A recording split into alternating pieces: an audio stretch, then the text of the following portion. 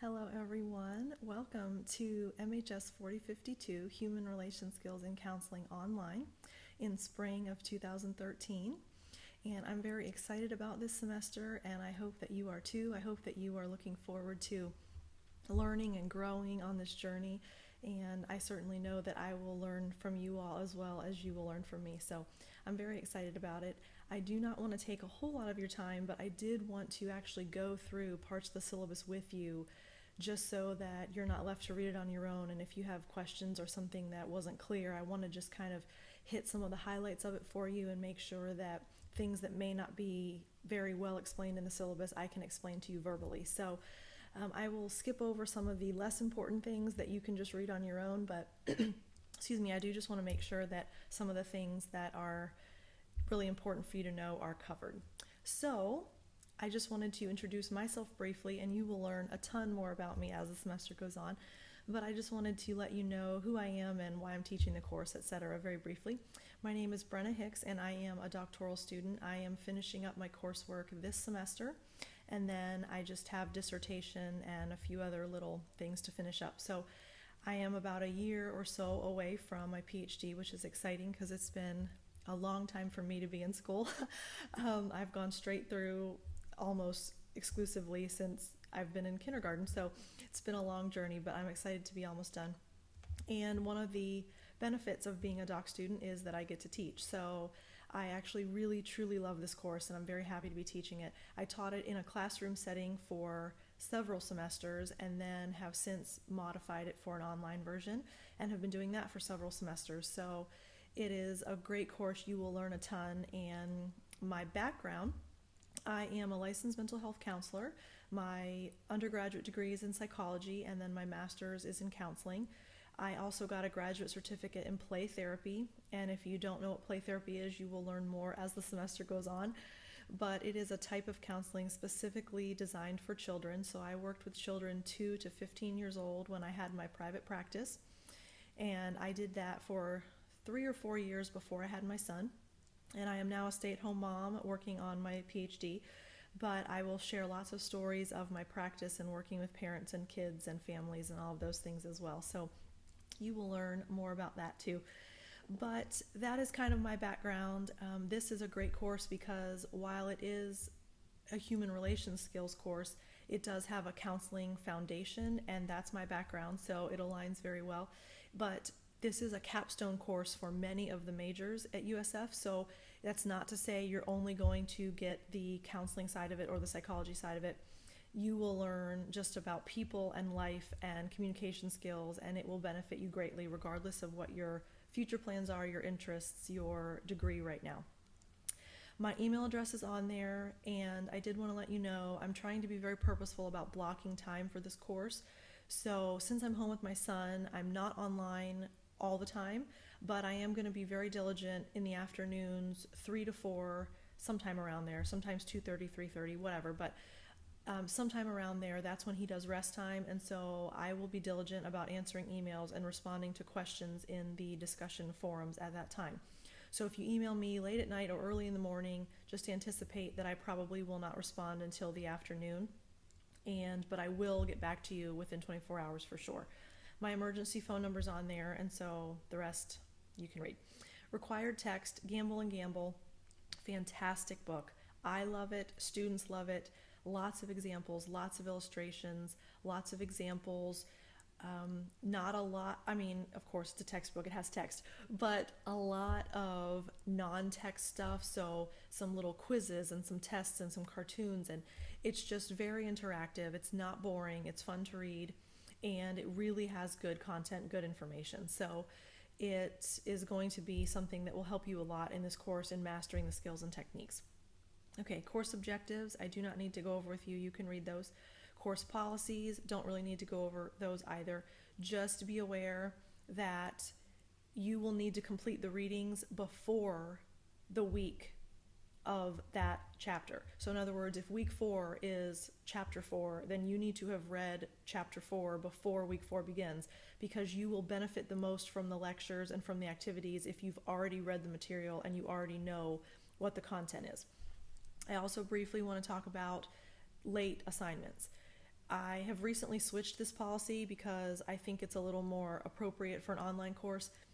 So if it's late, whatever you turn in, your posts, your assignments, whatever it is, 10% one day late, 20% 2 days late, and then 5% each additional day. It used to be 10, 20, 30, 40, 50, and after 5 days it was an F, 0. But because it's an online course, if you post 5 days late, I think you deserve to still get some credit. So I'm modifying that a little bit, but please don't take advantage of that. Please try to get your stuff in on time. Okay, so criteria for evaluation. I'm just going to hit highlights here because I don't want to bore you and waste your time, but basically it's divided into 5 major components. No, I guess 6. Sorry, I didn't scroll down far enough. 6 major components. So participation is the first, 100 points, and you are expected to participate weekly in the discussion forums. That means your reflection, your activities, and then interaction with other students. So basically each week points are allotted just for posting and being active in the forums. So that's the participation. It was a lot easier to do participation when it was a face-to-face interaction in a classroom setting. Online, the only way that you can participate is to post, and so that's how I'm monitoring participation points. Reflection journals. Basically each week you will be posting in the appropriate thread in the discussion forum about your reflections about the lecture, about the text, your thoughts, any questions you may have, and basically something that lingers in your mind. What conclusions did you draw? What surprised you? What did you learn? What was your favorite part? And there's some examples in the syllabus about what you can include. And so basically I'm just asking for your thoughts. Now the reflection will also go in with the activities for the week, and the activities for the week will be found in the lectures. So I will make it very clear in the lecture what the activity is for the week. Now sometimes I throw out some questions or some things that you can think about, and I usually will call them food for thought or something to think about. I will make it very clear what is required and then what is just optional. Now ideally I would like you to respond to most, if not all, of the food for thought questions and the things that I throw out there in the lectures. But there are going to be things that I'm actually counting for points, and those are the reflection posts components and then the activities components, and those will be clear as you go through.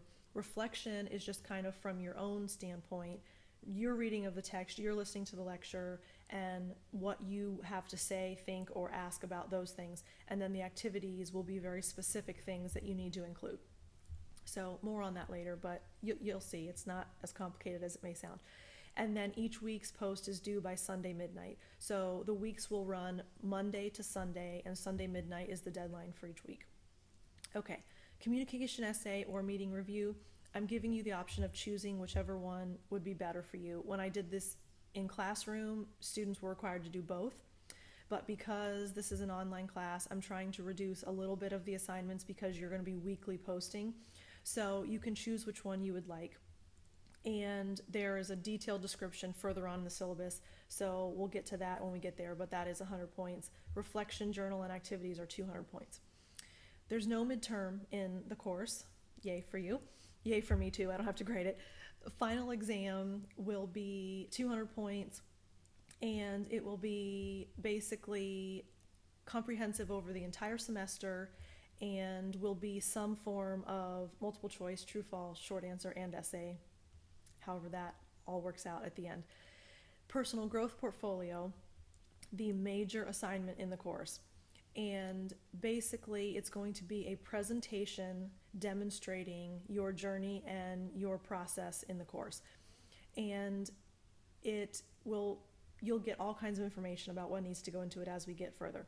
But it's a continuous process. And so what I'm encouraging you to do, even week 1, is to keep a running document, a running journal, whatever you want to do to organize it.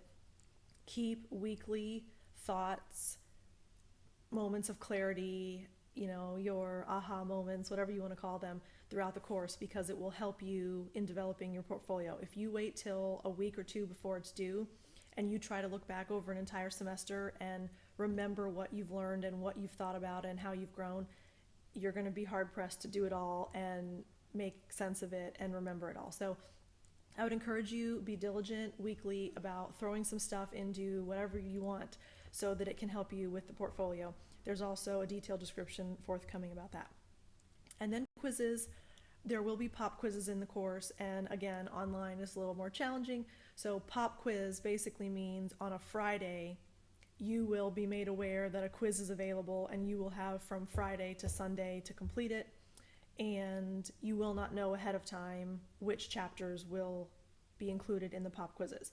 So you will need to be diligent about reading and watching the lectures and making sure that you're aware of the material, so that if Friday comes along and you get an announcement that says chapter 6 quiz is available, that you take it and you demonstrate your knowledge of the material. It will only cover 1 week though. I wanted to clarify that. If it's chapter 6, it's just chapter 6. It's not 1 through 6. So, okay. And there's the grading criteria. You can look at that. Okay, course schedule is there. The only things that are important for you to know: the week of February 4th, I am presenting at a conference, and so we will not have class that week, which means you do not have any text to read and you don't have any lectures to watch, and therefore no reflection posts are due. And then March 4th is when your essay or meeting review, whichever you choose to do, are due. And then spring break, obviously, presentation, which is your personal growth portfolio, due April 21st, and your final exam will be completed by April 28th. Okay, so here are the detailed descriptions of all of the assignments. And let me be very clear right now. I've taught this enough to know what you all need to hear from me, so this is what you need to hear. This course seems like a lot of work when you first see it all spelled out for you. It's truly not. It is something that if you are diligent and you do your weekly assignments, it is very, very manageable. To help you manage all of this stuff, I have given you detailed explanations and descriptions of what I'm looking for in the assignments. So honestly, everything is spelled out for you in an outline form, in bulleted form. Everything is in the syllabus, what I'm looking for. The people that do the best in this class follow exactly what I'm asking for, give me exactly what I've required, and you demonstrate your knowledge, you demonstrate your mastery, and your grade reflects it.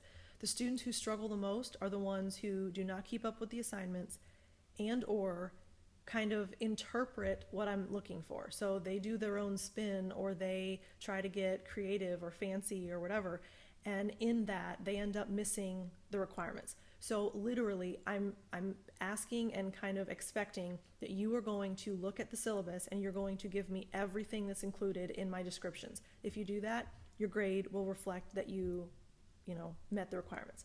So personal growth presentation, basically the planning guide here when working on it is right there. Those are all of the questions you need to be thinking about while you're outlining and working on your portfolio.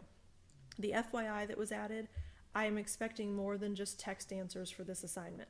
So I don't want a keynote or a PowerPoint or a screen flow or whatever you want to do that just has text answering the questions, because you could have just written a paper if that was the case.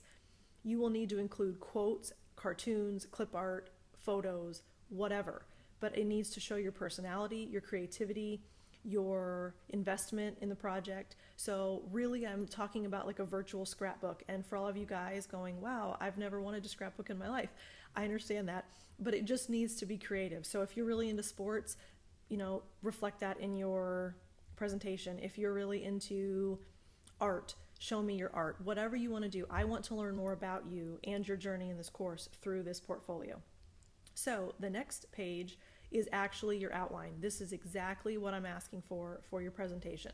So I'm literally going to assign point values to every single element in this outline. So if you include everything in this, then your grade should reflect that.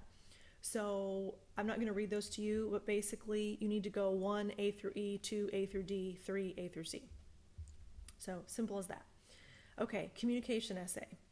This is one option. The next one is the meeting review and summary. Both are up to you. I mean, I have no preference. Whichever one is more feasible for you, whichever one is easier for you to do, makes more sense for you, your schedule, whatever.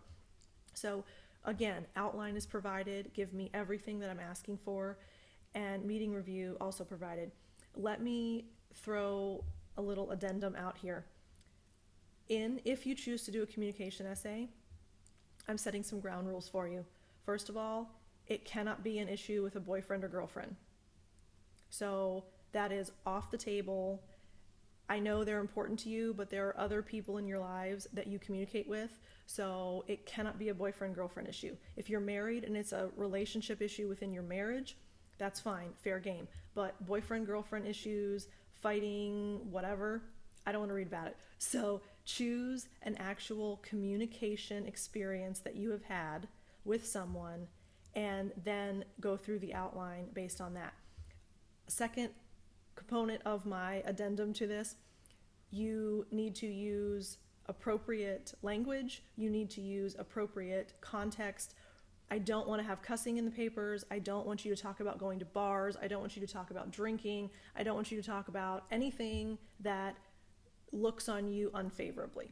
So I want you to focus on communication, not on all of the elements of your personal life. So while those things are important to you, and I get that, when I have to read 30 some odd of these papers, it's very frustrating for me to hear things that I don't need to hear.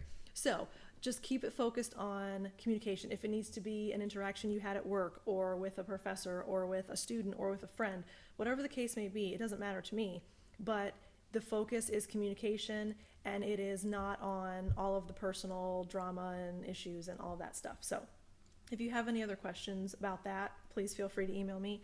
If you want to run by me the scenario and say, is this okay to use? I'm more than happy to answer that too. 100 points, and again, reread for grammatical accuracy, spelling, etc. You know, you're all juniors and seniors, so please turn in work that is appropriate to that level. Okay, meeting review and summary. You will attend a meeting and you will write a review of it if you choose to do that component, and that is all there. The final page on this is your permission letter. If you choose to do the meeting review, you need to have this filled out by the leader of the group. And if you choose not to do the meeting review, then you basically can ignore the last page. So that is only for the meeting review if you choose to attend a meeting. If you choose to do the communication essay, then the last 2 pages are irrelevant. So that is a brief overview of the syllabus. I hope that clarifies some things. And basically, as the semester begins, you need to, the first week, read chapter 1, and then go on to Blackboard and post your first week reflection and activities after you've watched the lecture. And when you go onto Blackboard, you will see the links for each thread. So chapter 1 is there, chapter 2 is there, chapter 3 is there.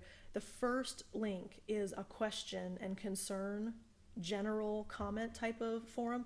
So if you have any general questions, comments, whatever, you can feel free to post in there and I will reply to that.